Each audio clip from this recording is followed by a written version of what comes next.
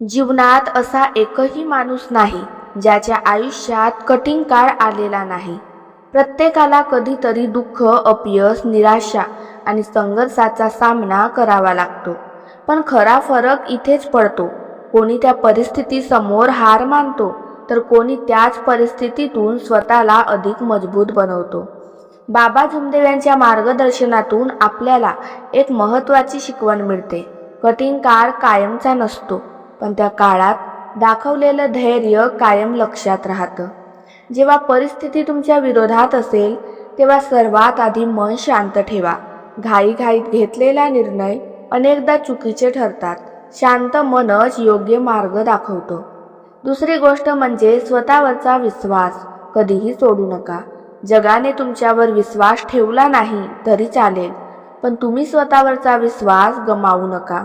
तिसरी गोष्ट, प्रत्येक संकट काहीतरी शिकवून जाते। अडचण म्हणजे शिक्षा नाही, ती अनुभवाची शाळा आहे।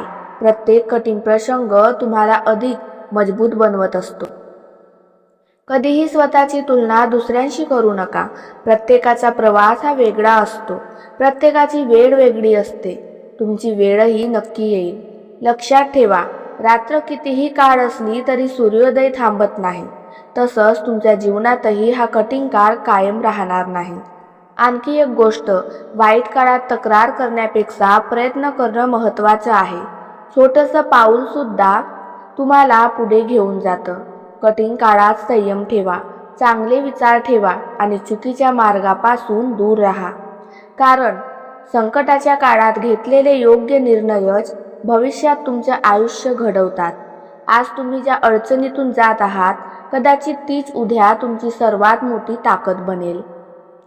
म्हणून रडू नका, हार मानू नका, स्वतःला कमकुवत समजू नका, कारण तुमच्या प्रत्येक संकटाचा सामना करण्याची ताकद आहे।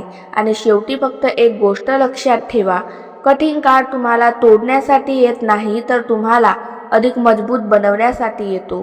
धैर्य ठेवा, संयम ठेवा आणि पुढे चालत राहा। एक दिवस हा कठीण काळही निघून जाईल।